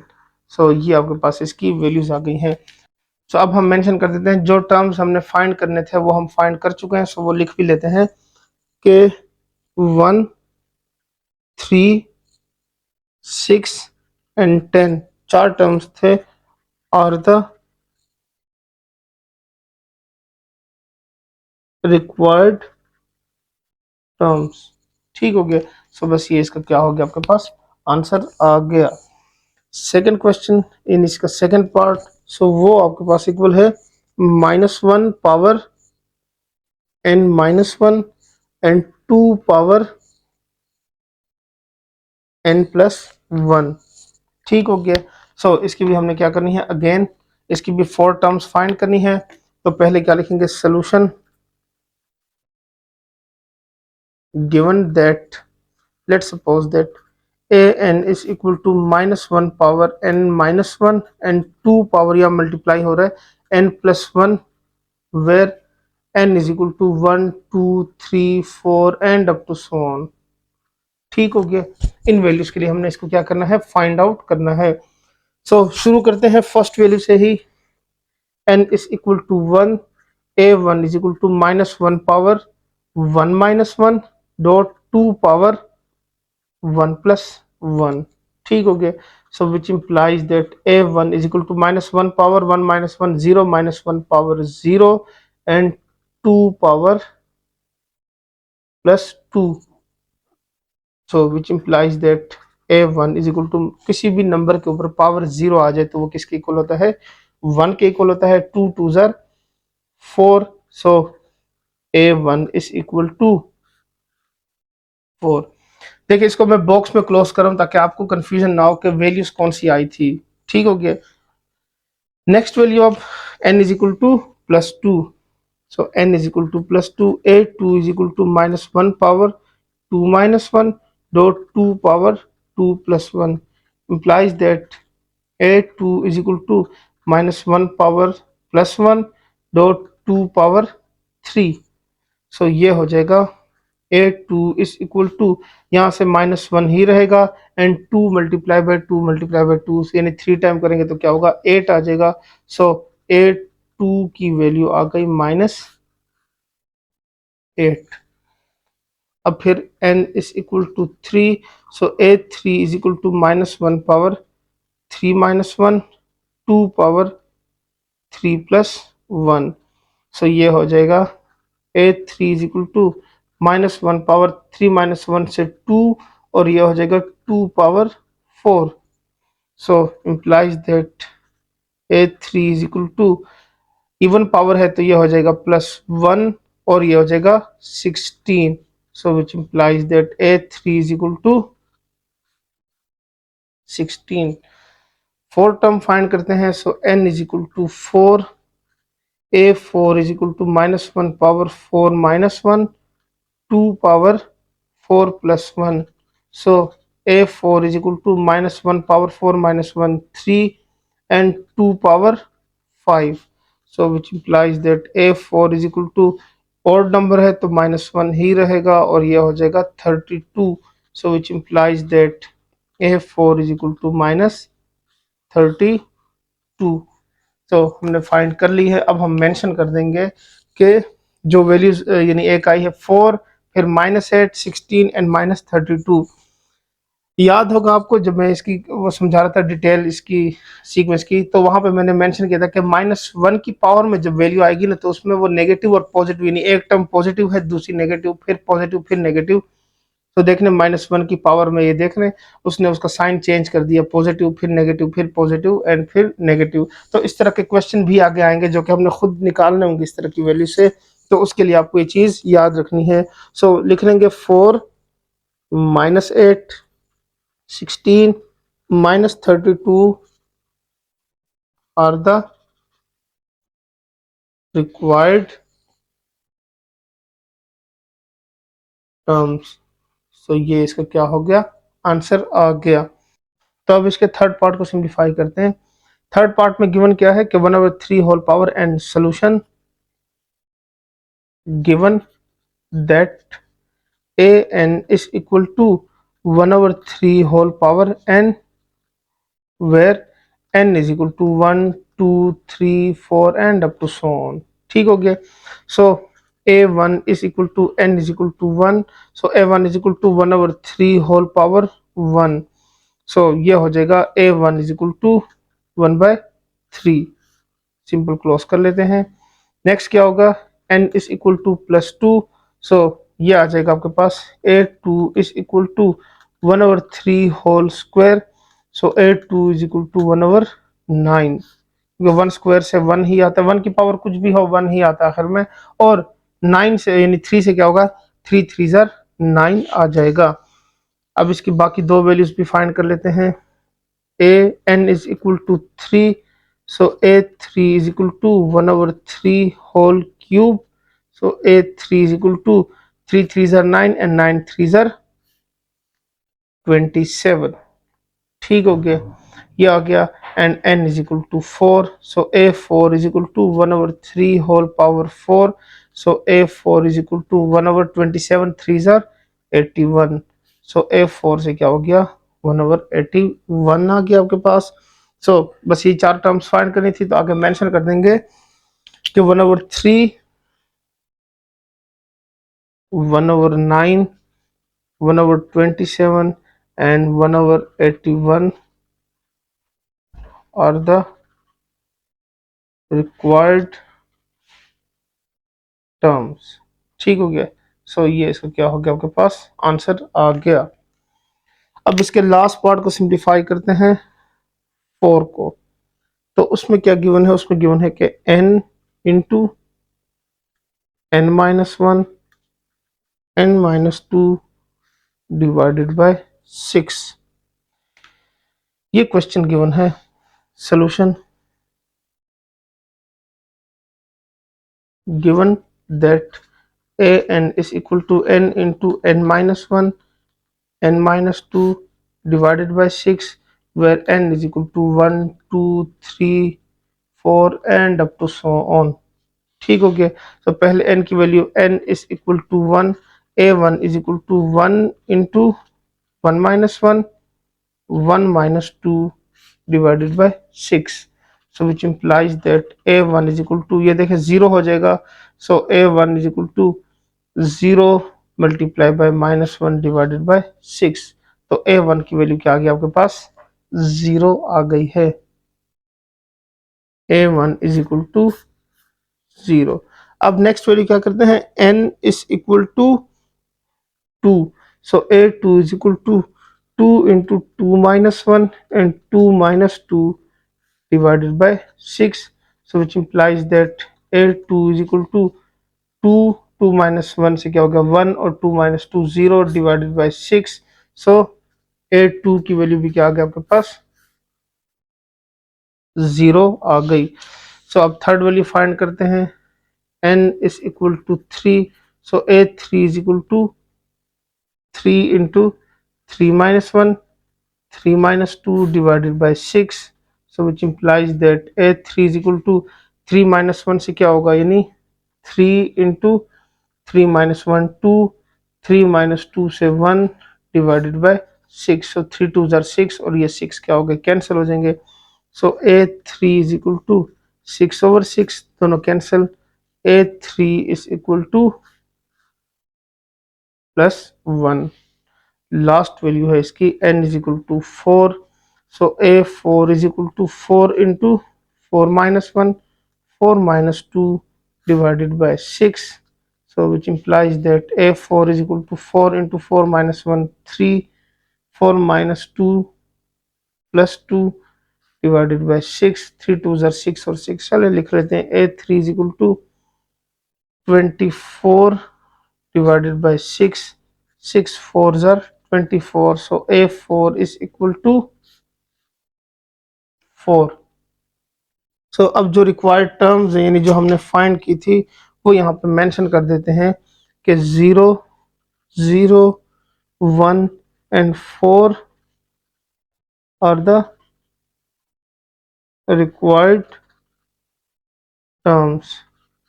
सो ये इसका क्या हो गया है आपके पास आंसर फाइंड हो गया है। सो यहाँ पे आपका क्वेश्चन नंबर 2 जो है वो कंप्लीट सिंप्लीफाई हो गया है। उम्मीद करता हूँ आपको समझ आ गया होगा, कुछ भी इंशाल्लाह इसमें मुश्किल नहीं है, बस थोड़ी सी प्रैक्टिस की ज़रूरत है। तो आपने क्वेश्चन समझने के बाद एक दफ़ा प्रैक्टिस लाजमी करनी है ताकि आपकी इसके ऊपर ग्रिप अच्छी हो जाए और उसके अलावा कंसेप्ट भी क्लियर हो जाए। सो क्वेश्चन नंबर 3 सिंप्लीफाई करते हैं। क्वेश्चन नंबर 3 की स्टेटमेंट गिवन है कि write down the nth term of each sequences as suggested by the pattern. यानी हमें क्वेश्चन की वैल्यूज गिवन है, जो आंसर निकाला हुआ है उस आंसर से हमने दोबारा क्वेश्चन बनाना है। ठीक हो गया, ये इसमें कहा जा रहा है हमसे। इसके 3 पार्ट्स गिवन है, 1 बाय 1 तीनों को सिंप्लीफाई करते हैं। फर्स्ट पार्ट में हमें गिवन है कि 1/2, 2/3, 3/4, 4/5 and up to so on. ठीक हो गया, ये हमने क्या करना है, इससे क्वेश्चन बनाना है। तो सोल्यूशन पहले थोड़ा सा इसमें मेंशन कर देंगे कि वी कैन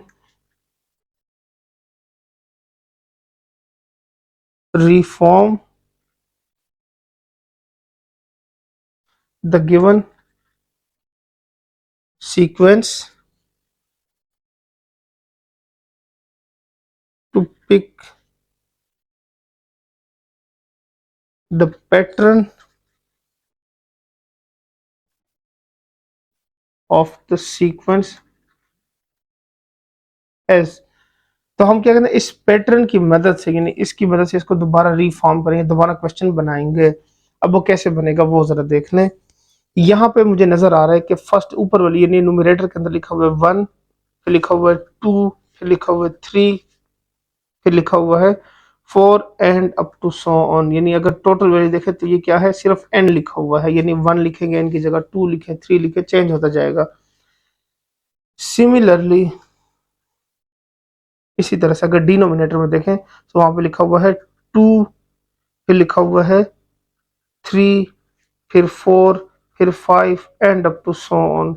तो ये बेसिकली लिखा हुआ है 1+1, 1+1 2, फिर 1+2 3, फिर नेक्स्ट क्या होगा 2+1, फिर इस तरह यानी देखे ना 1+1 2, 2+1 3, फिर क्या होगा नेक्स्ट 3+1 4, फिर 4+1 5। यानी जो भी नंबर हम सपोज करें उसमें 1 1 ऐड होता जा रहा है तो आपके पास ये सीक्वेंस बन रही है, यानी ये आ रहा है यहाँ पे n+1, ये बन रही है।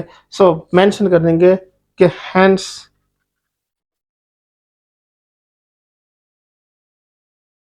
The general term of the sequence is A N is equal to, देखें नोमिनेटर के अंदर क्या था, एन लिखा हुआ था, डिनोमिनेटर में लिखा हुआ है n+1। तो ये इसका क्या हो गया, आपके पास आंसर आ गया। बस सिंपल इतना सा काम करना था। ठीक हो गया, उम्मीद करता हूँ समझ आ गया होगा। बस सिंपल क्या क्या नोमिनेटर की वैल्यू लिखी, डिनोमिनेटर की उसकी n टर्म्स लिखनी है और दोबारा उसको इस तरह से क्लोज कर ली, तो ये इसका क्या हो गया, आपके पास आंसर आ गया। सेकेंड टर्म जो है उसमें लिखा हुआ है आपके पास 2, -4, 6, -8, 10 and up to so on. अब देख लें, एक वैल्यू जो है इस क्वेश्चन यानी सेकंड पार्ट के अंदर एक पॉजिटिव है और एक वैल्यू क्या है, नेगेटिव है। तो अगर ऐसी क्वेश्चन में वैल्यूज आ जाएंगे पॉजिटिव हो नेगेटिव, तो हम किस चीज का सहारा लेते हैं, -1 पावर n का। तो इसमें देखेंगे कि -1 पावर n की कौन सी यानी -1 पावर की कौन सी वैल्यू यहाँ पे अप्लाई हो रही है। पहले तो चलो मेंशन कर देते हैं solution, we can reform the given sequence to pick the pattern of the sequence as। तो इस तरह से होगा, फर्स्ट वैल्यू है -1 पावर 2, -1 की पावर 2 ले लूं तो ये हो जाएगा -1² से प्लस हो जाएगा और साथ में क्या हो जाएगा 2 मल्टीप्लाई बाय 1, तो 2 1 ज़ा 2 +1 and multiply by 2 is equal to +2, ये आ रहा है। नेक्स्ट वैल्यू अब हमारे पास क्या है, -4 होना चाहिए, तो ये हो जाएगा -1 होल पावर, यहाँ पे इसकी वैल्यू 3 लिखेंगे, 2 मल्टीप्लाई बाय 2, तो ये आ जाएगा आपके पास -1, 2 2 ज़ा 4 और ये हो जाएगा -4। सेकेंड वैल्यू ये बन गई। अब जरा थर्ड वैल्यू को देखें, उसमें क्या होगा, -1 पावर 4 2 मल्टीप्लाई बाय, देखें ना 2, फिर n की जगह जो है वैल्यूज चेंज होती जाएंगी। तो यहाँ पे मैं क्या लिखूंगा 2 multiply by 3 and which is equal to plus 1 and multiply by 6 is equal to, ये 6 आ गया। ये आपके पास देखें ना सीक्वेंस इस तरह से कंटिन्यू हो रही है। तो इस तरह से अगर हम इसकी वैल्यूज लिखते जाएंगे तो आपके पास आखिर में आ जाएगी -1 पावर, देखें 1 + 1 2, 1 + 2 3, 1 + 3 4, फिर आगे 1 + 4 5। तो आखिर में जो वैल्यू आ रही है वो आ रही है n+1। n की जगह वैल्यू लिखते जाए, उसमें 1 ऐड होता जाएगा तो आपके पास सीक्वेंस बन जाएगी। ये अरे 2, 2 1 2, 2 2 4, 3 2 6, और ये आखिर में आपके पास क्या बन जाएगा 2 मल्टीप्लाई बाय n। सो ये हमें उसकी क्या हो गई है जनरल टर्म मिल गई है। तो यहाँ पे मेंशन कर देंगे hence the general term of the sequence is an is equal to -1 power n+1 dot 2n। सो ये इसका क्या हो गया आपके पास सिंपल आंसर आ गया। सो अब चलते हैं इसके थर्ड पार्ट को भी सिंप्लीफाई कर लेते हैं। थर्ड पार्ट में गिवन है कि 1 -1 1 -1 and up to so on, इस तरह से वैल्यू बन रही है। तो सॉल्यूशन पहले लिख लेते हैं कि we can reform the given sequence to pick the pattern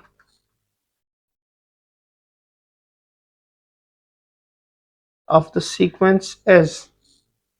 तो ये मुझे यहाँ पे लग रहा है कि -1 पावर 2, सो -1 स्क्वायर से क्या होगा 1 आ जाएगा, फिर -1 पावर 3 से -1 आएगा, फिर -1 पावर 4 से फिर 1, फिर -1 पावर 5 से -1 and up to so on करते करते आखिर में जो वैल्यू है वो ये बन जाएगी -1 पावर n+1।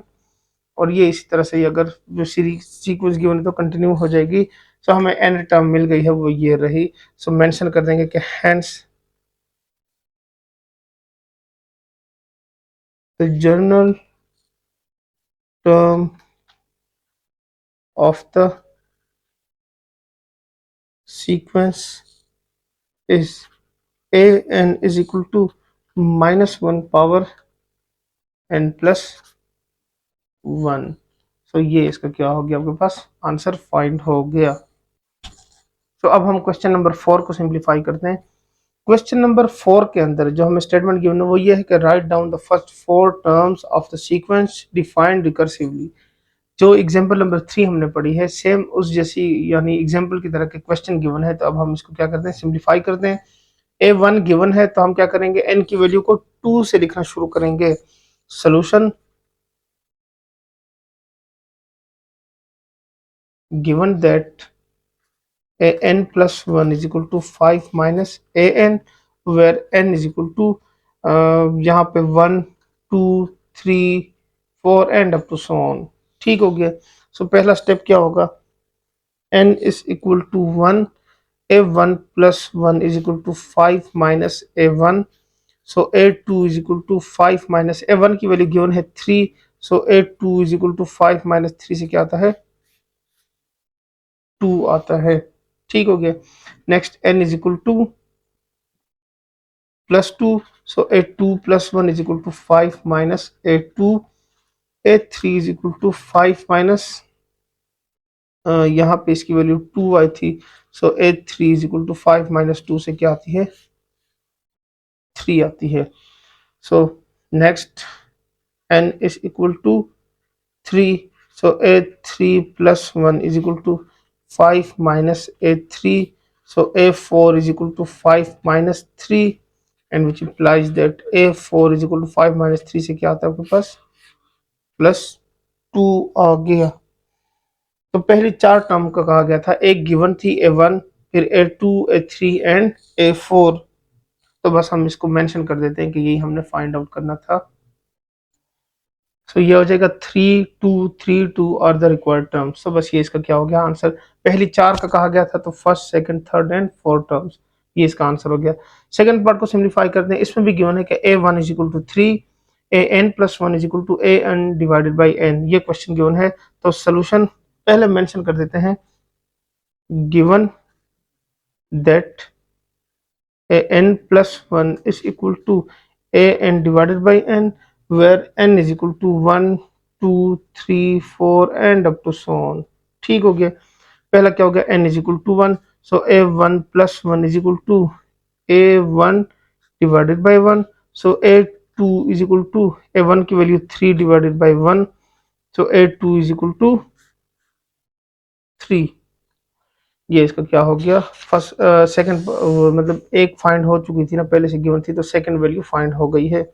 अब नेक्स्ट वैल्यू फाइंड करते हैं, n is equal to plus two, so A two plus one is equal to A two divided by two, so ये हो जाएगा A three is equal to A two की value जो है वो क्या है, 3 है, और ये हो गया 3 डिवाइडेड बाय प्लस टू, ये ए थ्री फाइंड हो गया।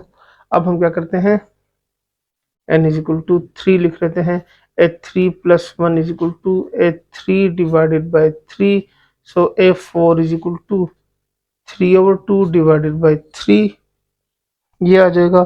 So which implies that A four is equal to 3/2 multiply 1/3, ये और ये कैंसिल हो जाएगा, so A four is equal to 1/2, ये इसकी वैल्यू आ गई। सो अब हम इसकी वैल्यूज को मेंशन कर देते हैं कि 3/2 एंड 1/2, ठीक हो गया। अगर हम और भी फाइंड करते तो और भी फाइंड कर सकते, लेकिन हमें इतना ही कहा गया है। सो are the required terms, so ये इसका क्या हो गया, आंसर हो गया। सो अब हम क्वेश्चन नंबर 5 को सिंप्लीफाई करते हैं। Right each of the following series in expanded form, ये देखें समेशन फॉर्म में गिवन है, हमने इसको प्लस की फॉर्म में प्लस नहीं करना, बस सिर्फ उस फॉर्म में लिखने की, इससे आता क्या है, लोअर लिमिट क्या है इसकी 1 से शुरू हो रही है वैल्यू, अपर लिमिट क्या है 6, तो 1 से लेकर 6 तक हमने इसको एक्सपेंड करना है। सो j की वैल्यू कहां से कहां तक होंगी, 1 2 3 4 5 एंड 6 तक हमने इसको क्या करना है, एक्सपेंड करना है। अब इसको दो तरह से आप कर सकते हैं, या तो आप इसको जिस तरह से ऊपर वैल्यू फाइंड की है इस तरह हर वैल्यू को अलग अलग करके सॉल्व कर लें, तो फिर उसको प्लस करके आखिर में लिख दें, या जो आपकी बुक में मेंशन है, जो मेथड मेंशन है उस हिसाब से करें, तो हर वैल्यू को इसके अंदर वैल्यू डायरेक्ट पुट करते जाएं और प्लस की फॉर्म में आगे कंटिन्यू करते जाएं। सो चलें बुक के मेथड से पहले सॉल्व करते हैं, फिर एक मेथड जो है यानी एक क्वेश्चन में अपने मेथड से भी सॉल्व करा देता हूं। सो जो आपको इजी लगे आप उसको फॉलो कर लीजिएगा। सो ये मैंने वैल्यू लिख दी, j is equal to 1 up to 6 2j minus 3। अब इसमें हम ना वैल्यूज एक एक करके लिखना शुरू कर दें, 2 मल्टीप्लाई बाय 1 माइनस 3, फिर प्लस 2 मल्टीप्लाई बाय 2 माइनस 3, फिर प्लस नेक्स्ट क्या हो गया, 2 मल्टीप्लाई बाय 3 माइनस 3, फिर हो गया प्लस 2 मल्टीप्लाई बाय 4 माइनस 3, फिर हो जाएगा plus 2 multiply bye 5 minus 3 and plus 2 multiply bye यहाँ से हो जाएगा 6 और ये हो जाएगा माइनस 3। तो इसको क्लोज कर लेते हैं, यहाँ भी क्लोज कर लेते हैं, ये अब इक्वल आ जाएगा 2 1 ज़र 2 माइनस 3 प्लस 2 2 ज़र 4 माइनस 3 प्लस 2 3 ज़र 6 माइनस 3 प्लस 2 4 ज़र 8 माइनस 3 एंड प्लस 2 5 ज़र 10 माइनस 3 एंड प्लस 6 2 ज़र 12 माइनस 3। सो ये हो जाएगा -1 प्लस 4 माइनस 3 से +1 प्लस 3 प्लस 8 माइनस 3 से 5 प्लस 10 माइनस 3 से 7 एंड प्लस 9। सो यही हमने क्या करना था, फाइंड करना था। सो ये इसकी क्या हो गई है, आर द रिक्वायर्ड सीरीज, बस ये इसका क्या हो गया, आपके पास आंसर आ गया। ठीक हो गया। नेक्स्ट इसके सेकंड पार्ट को सिंप्लीफाई करते हैं। सेकंड पार्ट में गिवन है कि summation k is equal to 1 up to 5 minus 1 power k and multiply by 2 power k minus 1, ये इसकी वैल्यू है। तो यानी इसको हमने सिंप्लीफाई कहाँ तक करना है कि k की वैल्यू को 1 2 3 4 5 5 तक इसको क्या करना है, सिंप्लीफाई करना है। तो इसको सॉल्व करते हैं। Solution summation k is equal to 1 up to 5 minus 1 power k तो 2 power k minus 1 and which is equal to, यहां से हो जाएगा minus 1 power 1 and 2 power 1 minus 1 plus minus 1 power 2 2 power 2 minus 1 plus minus 1 power 3 2 power 3 minus 1 plus minus 1 power 4 2 power 4 minus 1 and plus minus 1 power 5 2 power 5 minus 1 which is equal to minus 1 power से minus 1 and 2 power 0 plus 1 and 2 power 1 plus minus 1 2 power 3 minus 1 से क्या होता है 2 आता है plus minus 1 से plus 1 ये हो जाएगा इवन पावर की वजह से और ये हो जाएगा 2 पावर 3 और ये हो जाएगा प्लस माइनस 1 एंड 2 पावर 4। सो किसी भी नंबर में पावर 0 आ जाए तो वो क्या होता है 1 आता है। So minus 1 multiply by minus 1 plus 2 1 jar 2 2 2 जार 4 माइनस ये हो जाएगा प्लस 8 और ये हो जाएगा माइनस 16। सो ये क्या है आर द रिक्वायर्ड सीरीज। तो ये इसका क्या हो गया आपके पास सिंपल आंसर आ गया। अब इसकी थर्ड पार्ट को सिंप्लीफाई करते हैं। थर्ड पार्ट में गिवन है summation j is equal to 1 up to infinity. Infinity का मतलब क्या होता है कि बहुत ज्यादा वैल्यूज है, यानी इसकी एंड हमें नहीं पता कि कब तक ये वैल्यूज कंटिन्यू रहेंगी। सो इनफाइनाइट टर्म्स तक इसकी वैल्यू है 1 डिवाइडेड बाय 2 पावर j और j की वैल्यू क्या है 1 2 3 and up to so on. ठीक हो गया। तो इस हिसाब से हमने क्या करना है इसको सिंप्लीफाई करना है।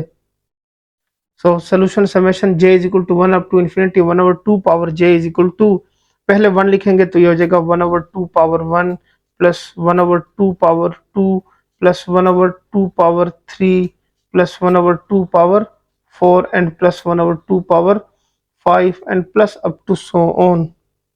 ठीक हो गया। सो ये भी इसको इस तरह लिख सकते हैं 1 ओवर 2 प्लस 1 ओवर 2 2 जार 4 plus 1 over 8 plus 1 over 16 plus 1 over 32 and plus up to so on. सो ये दोनों जो हैं ये दोनों यानी फर्स्ट और सेकंड दोनों जो हैं ये क्या होंगे आपके पास आर द रिक्वायर्ड सीरीज। सो ये इसका दो स्टेप में ही क्या हो गया है आंसर आ गया है। Number 4 summation k is equal to 0 up to infinity 3/2 k। Again इसमें भी क्या है k की वैल्यू गिवन है कि 0 1 2 3 and up to so on. ये वाला जो क्वेश्चन है ये मैं अपने मेथड से करा देता हूँ, यानी जो मैंने कहा था थोड़ा सा चेंज कर लेंगे उसमें। अब वो चेंज बस इतना सही आएगा कि हम ना हर वैल्यू को अलग अलग करके लिख लेंगे, यानी solution a k is equal to 3/2 k इस तरह लिखना है। अब इसकी जगह ना वैल्यू लिखना शुरू कर देते हैं। a0 is equal to 3/2 whole power 0, so which implies that a0 is equal to क्या हो जाएगी फर्स्ट वैल्यू 0 से शुरू हो रही है। सो ये हो गया आपके पास फर्स्ट वैल्यू से 1 आ गया। फिर सेकंड वैल्यू को लिख लेते हैं। सेकंड वैल्यू क्या है यहाँ पे k is equal to 0 mention भी कर देते हैं ताकि इजीली पता हो कि क्या लिखा है।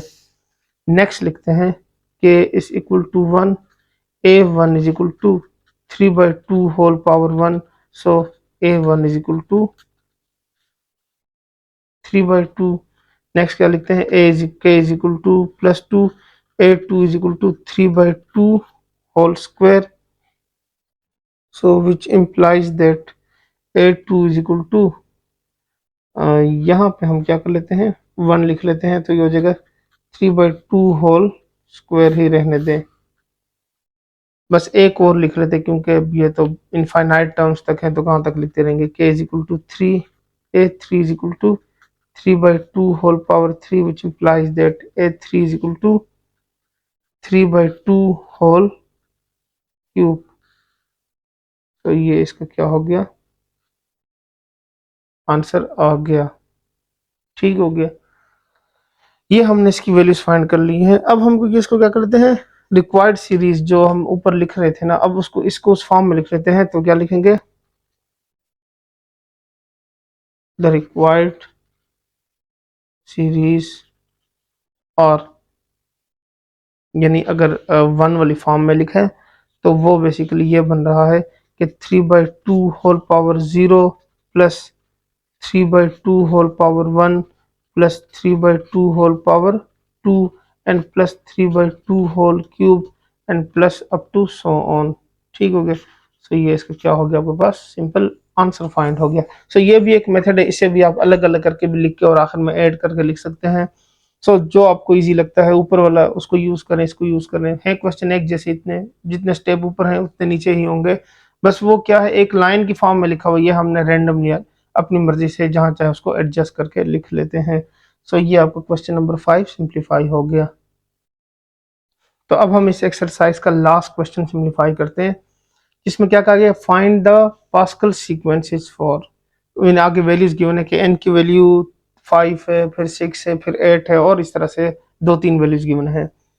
तो पहले मैं क्या करता हूँ, सॉल्व करने से पहले वो फार्मूला जो मैंने एक दफा लिखा था वो यहाँ पे दोबारा रिवाइज करा देता हूँ ताकि आपको याद आ जाए। फार्मूला क्या था, the journal recursive definition formula defined for pascal sequence is.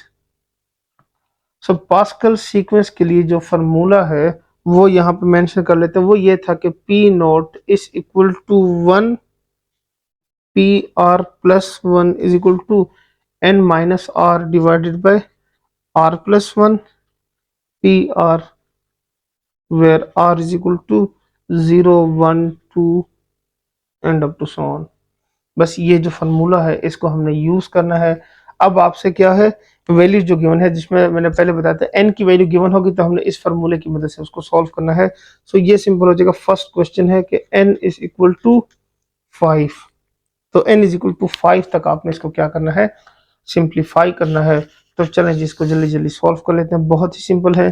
बस हमने करना क्या है, for R is equal to 0, R की वैल्यू 0 से शुरू करनी है। तो then p of 0 plus 1 is equal to 5 minus 0 divided by 0 plus 1 p naught।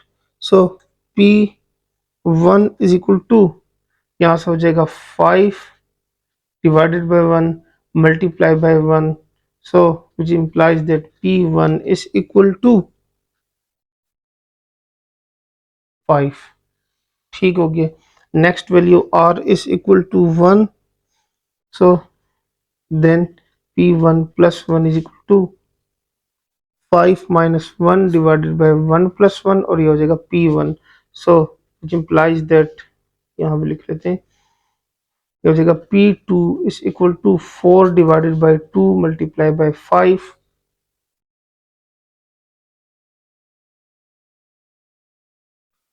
तो 2 2s are 4 and which implies that p2 is equal to 5 2s are 10।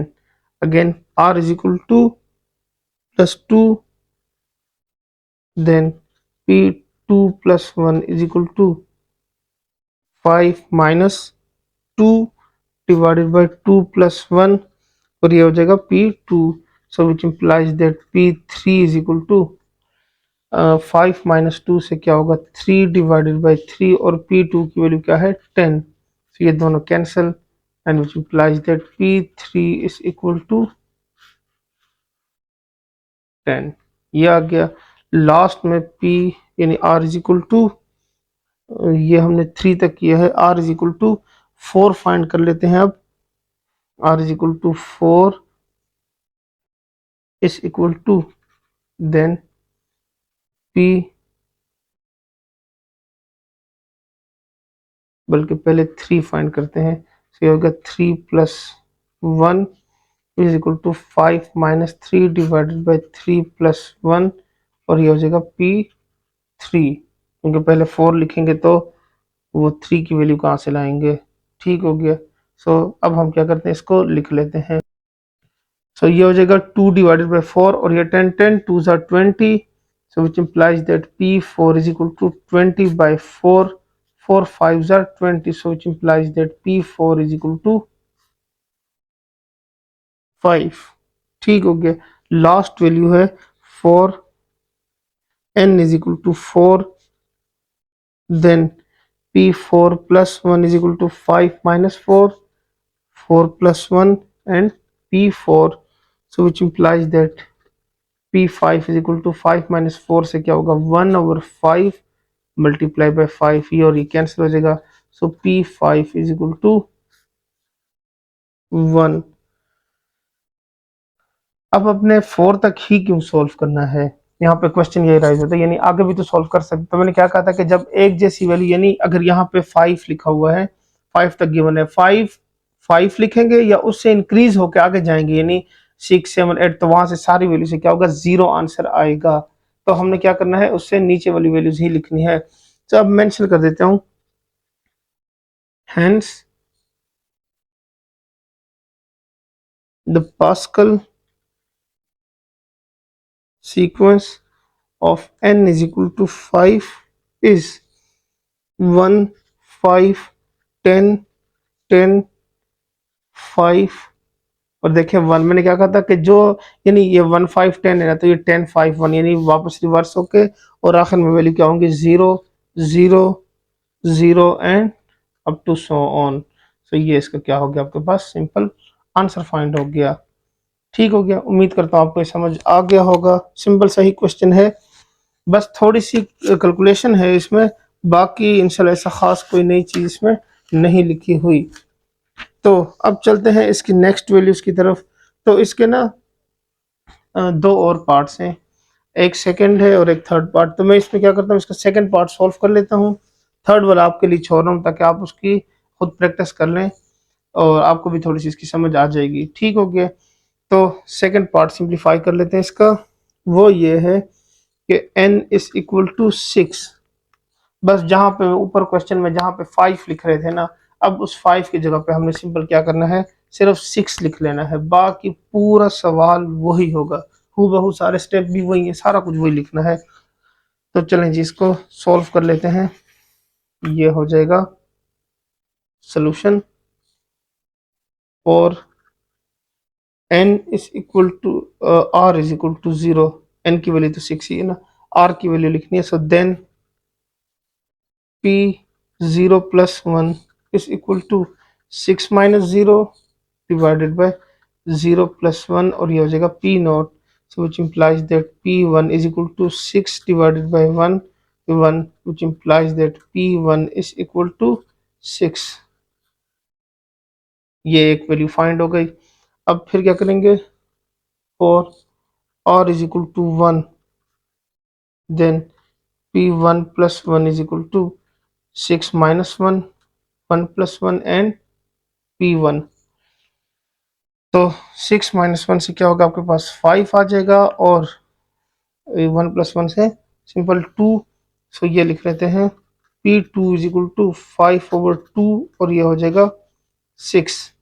तो 3 2 3 R 6 which implies that P2 is equal to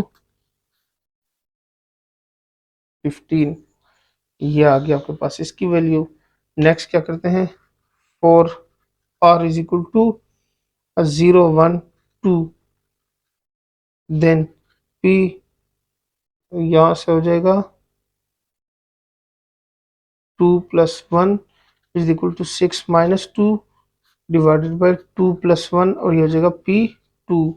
तो ये हो गया P3 is equal to 6 - 2 से 4 divided by 3 हो जाएगा 15, 3 1 ज़र 3, 3 5 ज़र 15, सो P3 इज इक्वल टू 5 4 ज़र 20। ये इसकी वैल्यू आ गई। अब क्या करते हैं, 4 R is equal to 3, then P3 plus 1 is equal to 6 - 3 divided by 3 plus 1 और ये हो जाएगा P3। सो ये हो जाएगा 3 डिवाइडेड बाय 4 और यहाँ पर 20 लिख देंगे। तो ये हो जाएगा 4 1 ज़र 4, 4 5 ज़र 20, सो P4 इज इक्वल टू 15। तो इसकी लास्ट वैल्यू फाइंड करते हैं। 4 R is equal to 5, then